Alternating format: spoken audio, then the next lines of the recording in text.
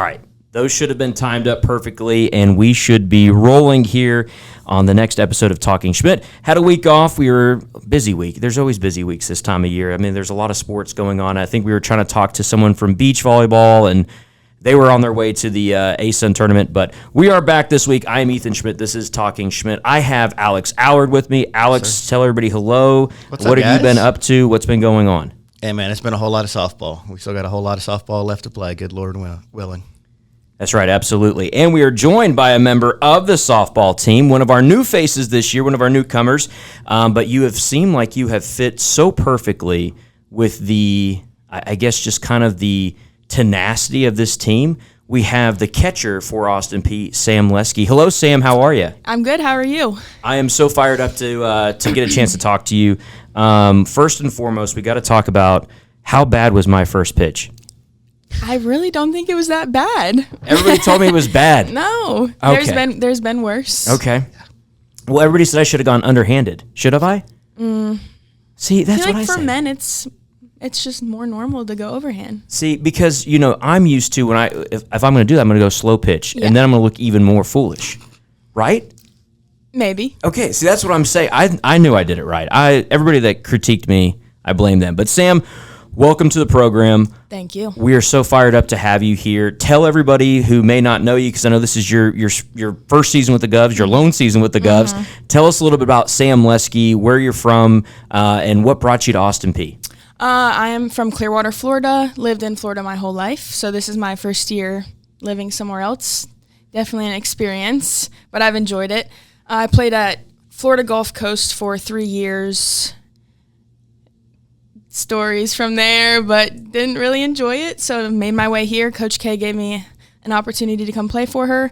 Pretty last minute in the transfer portal, but couldn't have made a better decision to come here. I talked to Roper, so I know a little bit about why you guys are here and how fired up you guys are to be here. So Rope and I had a really good conversation. I think back in about, was it February, Alex, when we had when they came to talk to the class? Was it February? Yeah, because it was like right before the season started, I believe. Yeah, so she gave us some of the war stories there, so we heard a little bit about it. But we're fired up to have you here. What's been your journey in softball? Talk about young Sam Leski. What got you into the game, and what's continued to kind of keep you involved with the game? Well, I actually started playing baseball first when I was younger, Little League baseball. I think I've always had more of grew up around the guys, like baseball what it was put in front of me. And then I met a few people during school, elementary, that played softball. I had a coach that grew up with me who actually got to visit me this weekend for senior weekend, which was amazing. But she met my family and I and was like, you need to come play softball. So for one season, I played both baseball and softball. And then pretty much it was like pick one or the other. Obviously went with softball. And then from there on, she was my coach until about my sophomore year of high school. I played for a public school, big public school in Clearwater High. Not the greatest softball team. Probably won maybe 1 or 2 games per season. So I was like, this is awesome. And she ended up moving to Texas with my best friend, her daughter. And I was like, I can't be here by myself. So I transferred to a Christian school who had a competitive softball program. And that was nice. But COVID hit. Probably could have went far that year. But then senior year, I think we made it to semis, got knocked out. But that, I think, transferring to Calvary meant more people transferred to different travel teams with more connections, and that's, I think, what helped my recruiting process in a sense. That's awesome. That's great stories, because one of the things that I always like to do, and Alex knows this as well, is I like to know a little bit about y'all. And granted, I guess I'm not going to have another game to call, but I'll remember this. The toughness of Sam Leski started on the baseball diamond.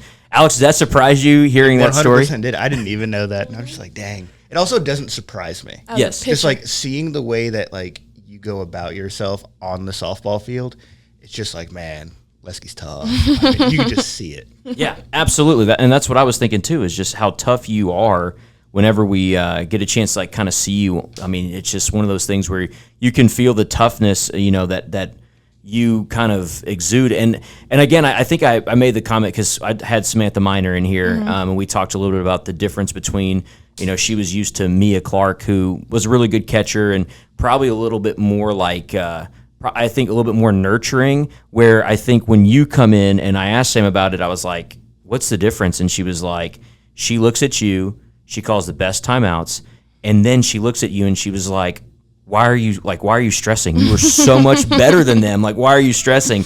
What is your mentality when you step out there to talk to a pitcher? Because you get pitchers sometimes at the best of times and at the worst of times as well. Yes. I think the biggest thing as a catcher is using your voice, whether it's positively, maybe not negatively, but like sternly. And with our pitchers, they can get a little bit in their heads, and everyone does. But I think for me, the most important thing is just to keep them cool, calm, and collected, and just hype them up as much as they can. Even if a few bad things happen, I know, like, there's never been a time this season where I've went out on the field, a new pitcher has come in or a starting pitcher, and I'm like, oh, this is not good. I mean, I have like full confidence in every single one of the pitchers, and all I want is for them to succeed. So I'll do my best to make that happen. When you came in here, what was kind of the conversation from Coach K to say, like, hey, we want you here? What was that message like from her to get you to Austin Peay?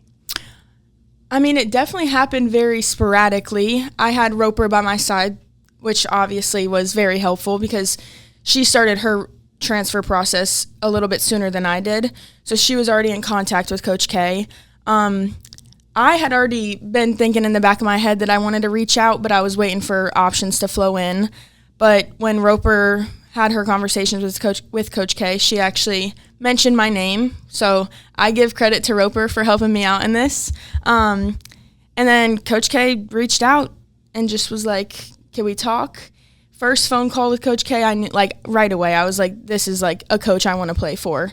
Just like asking me personal questions, like making it known that she doesn't just care about softball. It's about the person, about the environment, everything. And very quickly we set up a visit, and as soon as I got on campus, met all the coaches, I was like, yeah, this is it. And even they say it now. They're like, yeah, we knew you were coming here right away.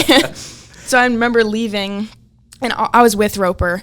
My parents didn't come, and I called my parents. I was like, yeah, I really like it. And I thought my dad would be the one to be like hold off for a second, think about it a few days. And he's like, you know what? Just sleep on it, call her tomorrow and say yes. And I was like, all right, I will. That's awesome. We're glad, like I said, we're super glad to have both you and Kaylee here. I mean, just the, I think Alex and I talked about this last year because there were a lot of bright spots last year for Austin Peay softball. And we were just like, oh, if we could get it together, if we get a few more just like talented players here with the group that we have, because like we knew we were going to really only replace 3 people in the infield. Right. We were going to replace 2-ish people in the outfield. So we knew that like everything was there. We knew we were going to have to replace Benefield. That was about it for the softball team. So we're like, really, what else could we do? Yeah. Like, what's that next step? Exactly. And so when we, I'm sitting there and because I called the series last year against FGCU here, and I'm sitting there and I'm like, man, some of these players would be great to have, right? And I think I told Alex, I was like, man, there's some of these players on this team. They're like, you look at their bios and your stats, and you're just like, this would be fantastic. And then I'm sitting there, and then Alex and I think I texted Alex, and I was like, wait, is this the Leski and Roper from FGCU? And he was like, yeah, get ready for a new season. So for you, Alex, and again, because we haven't had one of the transfers in yet, we do now with Sam, but you're a part of the family, obviously, now for certain. What was it like for you seeing Sam Leski and Kaylee Roper coming in and you're like making those graphics? Man, it was one of those things that like I'm talking to Coach K and I'm like, okay, hey, when do we want to release the roster? Who do we have coming? And she sends me the list, and literally you guys are at the top of the list. Kaylee Roper, Sam Leski.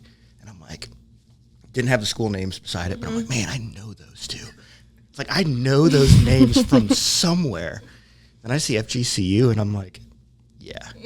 But it's like just to see like that.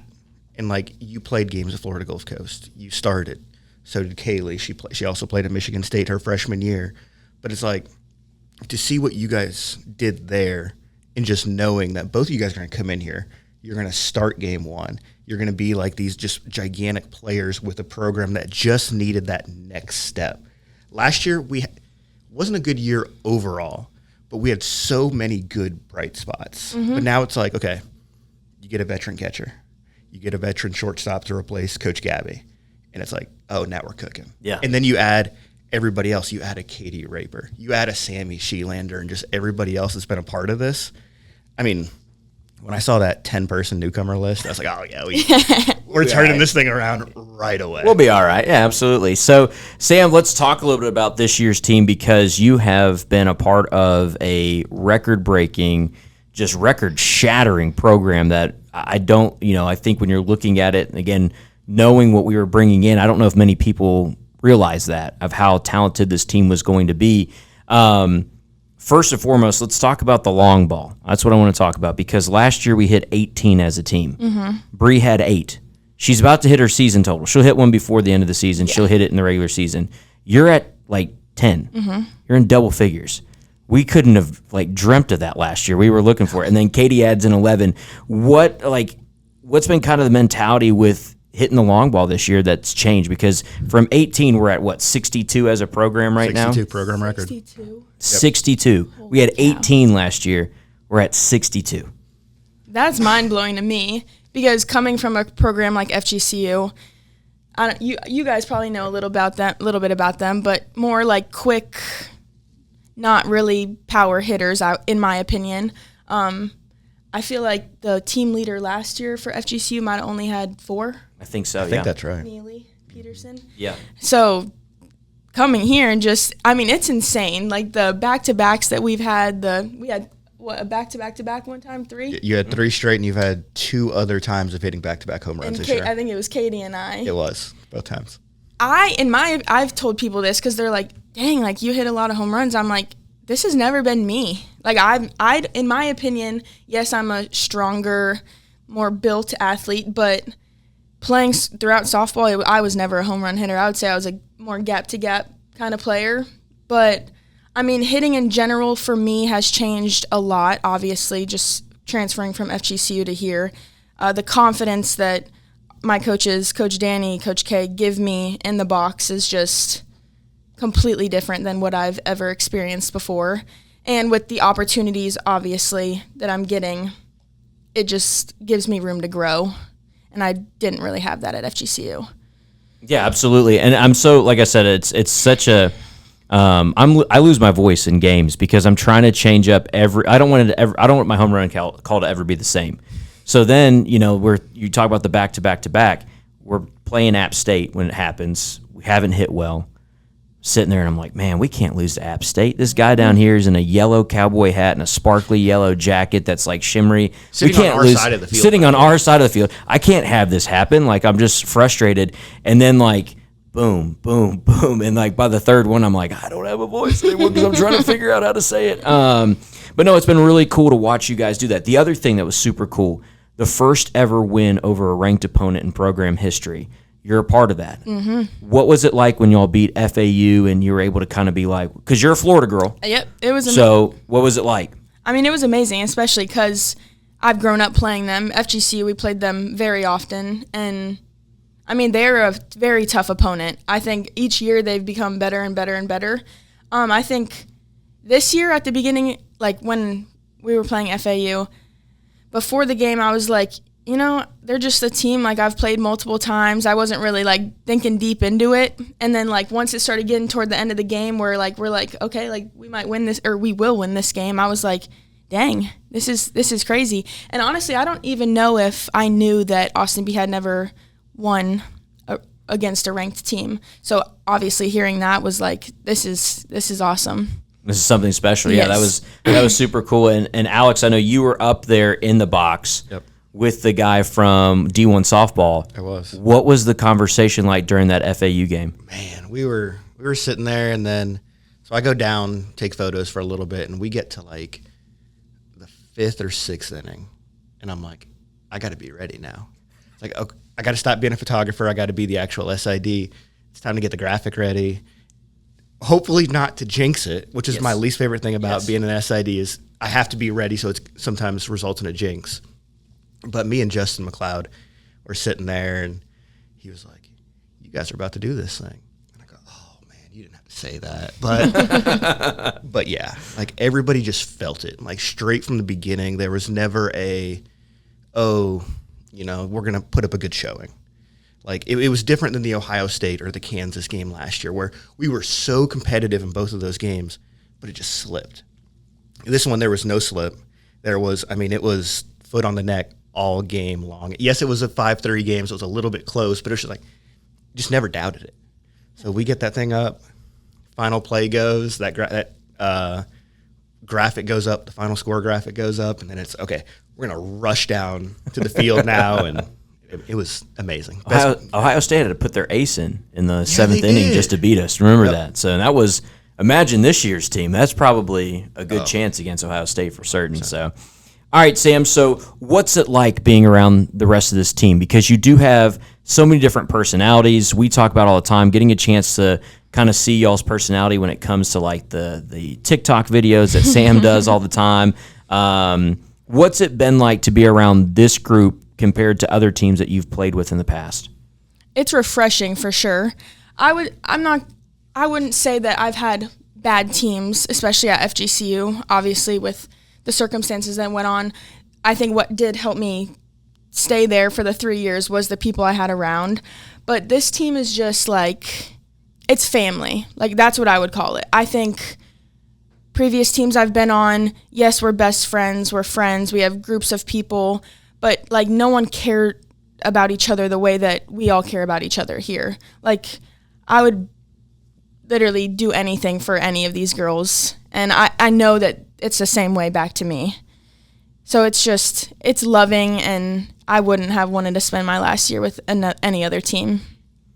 Coaching staff, you talked about it. You came up here, you met Coach K, you met Coach Danny, you met Coach Toshkoff and Gabby, Coach Gabby, and then of course we got in Coach V as well with it, and of course Avery. We got to give A-Dog a shout out as well. I always do it. There's never a broadcast when I go through our coaching staff where I don't give A-Dog at least one shout out, because Clarksville High alum. I got to do that as well. And those so director of operations, man, they work harder. They do. They really do. They take care of y'all so much. So what was it like? You mentioned getting around those coaches, and just what was that atmosphere like when you got a chance to meet all of them?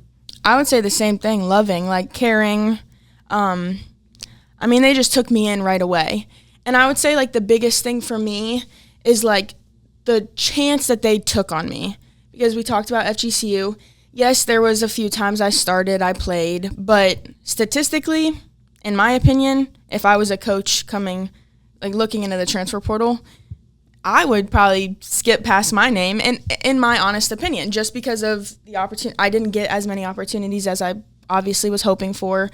The pinch hitting role is not a lovely role in my opinion, and I will mention this team, people that come in, they do their job, and I've never seen something like that before, so it's really amazing. But the chance that they took on me has given me hope in many aspects in life, that obviously I didn't have the greatest 3 years prior, but now look what's going on, and it's just amazing to see. So Sam, what is obviously? To get to know you a little bit more here, what's the degree in? What's the dream past softball? My degree is in criminal justice. It was forensic studies at FGCU, but I have completely kind of disregarded that. I want to get into construction. Construction management is Smart. like the big goal. I got to work with a family friend's grandpa's roofing company a few summers ago, and as soon as I started, I was like, I like this. I'm used to being in the heat every day, especially coming from Florida. Yeah. I like seeing the before and after. I wouldn't say I'm a very creative person, but tell me to do something and it's going to get done. So, yeah, that's the goal now, and I'm hoping I can find something before this season ends. Houses by Leski. There we go. We'll start it. We'll make the graphic. You just let me know. Alex knows how to make stuff. I can always outsource. I'm not good at it either. I'm not creative as well. We'll get it rolling. I didn't even make my own logo. My wife did it, so we're all good there. So don't even worry about. I'm smart creative. I just can't actually do it when it comes down. So I feel you on that. So Sam, so far this season, you guys are primed to have such a at this point a deep run, hopefully in the tournament. But you guys coming off the the Central Arkansas series. Central Arkansas is always one of those gritty teams, and believe me, I probably needed the last day off the air, to be honest with you, after the day before. I said some things.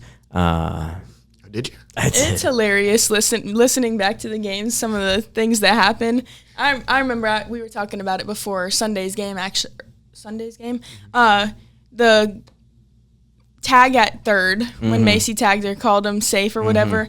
You're like, there's no way she's safe. There's no way. Over and over and over. Yep. Conversations happen with myself up in the top that probably would not fly many other places, but I get a pretty good luxury of that. And then a foul ball that's not called a foul ball also got me a little heated. So I'm kind of glad I had Sunday away from everything because I was getting a little bit too frantic. I think I might have been ejected from the top, to be honest with you. It's been wild. But obviously going into this new series, you have Lipscomb on the road. It's going to be a doubleheader Thursday, single game Friday. So a little bit different schedule than what you're used to because you're either Friday, Saturday, Sunday or doubleheader Saturday or, something similar to that situation. So getting on a little bit of a shorter week here, it gives you a longer rest before the tournament. But short week like this, what's kind of the process that you're going through? I think right now for everyone, school's slowly coming to an end. And for me, I've got some stuff due by Wednesday. I think it's a little more stressful, I would say, but I don't think I think this team is very good at just going with the flow. We get what happens, we get it done. We don't complain. We just do what we need to do. But it's crazy how the seasons come. Literally, we leave for the tournament on Sunday. Yeah. And honestly, I did not know that until a few days ago. I was like, what? And I was like, why are we playing Thursday, Friday? Then I'm thinking about it. I'm like, we leave Sunday. That's crazy to me. Yeah, no, it is definitely crazy. Alex, what's the preparation like for you? Because you got obviously the rest of this week, and you're going to be going down on Thursday, Friday, and then will you leave Sunday as well, or will you leave Monday? So I'm going to leave Monday. We're going to pack our entire creative crew. The head of my office, Casey Krieger, is going to come down. He's going to be the photographer. And then I'm going to be sitting up for the first time this season. I'm going to sit up in the press box while Casey does photos, sending me photos, and I'll be there clipping, all that kind of stuff.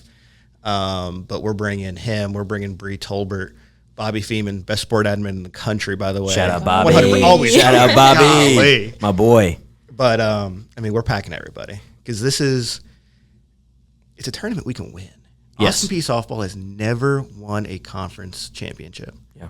And, last weekend is what it was. That's over, yada, yada, doesn't matter. Even the 24-game winning streak, that's out the door. That's over a month old now. But it's just seeing what this team has done throughout the entirety of the season. From game one with the walk-off against Florida A&M to just all of these different things. We're going here just ring chasing. And that's why we're bringing everybody. I'm coming. I'm going to sit in the crowd. Yeah, I'm not even worried about calling anything. I don't want to call anything. I want to be a fan. Yep. So I'm coming down as well. I'm fired up to be down there for you guys because I really want as much support as possible because you guys have given us so much that it's been so cool to be around y'all this year. So I know we got to get you to practice, okay? So final question for you. What legacy do you want to leave here at Austin Peay? Ooh. Oh, that's a tough one, right? That is a tough one. Hit you at the top rope to end it. Legacy. For myself. Myself? Yes. I wouldn't say I'm a type of player to... the playing-wise is not really what I care about. I want to be known as someone who was a team leader, who had people's backs, and just did what I could for the team. I don't really care about what people think about my playing abilities or any of that. And I think that probably comes a little bit also from transferring from FGCU and really never... in my opinion, the way I felt at my previous school was that I wasn't necessarily a part of the team. Like, yes, like I had my teammates, but like I wasn't able to contribute the way that I wanted to. But I was still there I was still a good teammate. I was still a friend to everyone. And I mean, I think that's just how the type of person I am, and that's what I wanted to continue doing here, whether I played or whether I didn't play. Love it. We appreciate you. Again, thank you for joining us. Thank you for being a part of the program. I'm an Austin Peay alum, so I'm always fired up to get in people who care, even if it's for one season or whatever it is. Like, you making a statement here has been absolutely fantastic, so thank you for that. Thank you. We appreciate you, and of course Kaylee as well. We'll try to get Kaylee at some point as well. 100%. Like I said, I mean, Alex told me to bring my gear down with me, so probably gonna have to bring the whole podcast studio set up. So that'd be perfect. So we'll be set up at some point, I think, down there. But thank you guys so much for listening. Thank you, Sam, for joining us. Thank you, Alex, as always, for joining us as well. Fired up to get down to the ASUN tournament. It'll be in Oxford, Alabama. Please, if you have nothing going on, I'm not teaching finals, so I can go down there. That's pretty much what I told my kids. No finals. They're excited. No, they knew going in I wasn't going to do finals. But regardless, go down to the ASUN tournament, Oxford, Alabama. Come celebrate this team. Come join out with them. Give them all the love and support that we possibly can for the rest of the season. This has been another episode of Talking Schmidt. We hope you enjoy it, and we hope you join us again next time.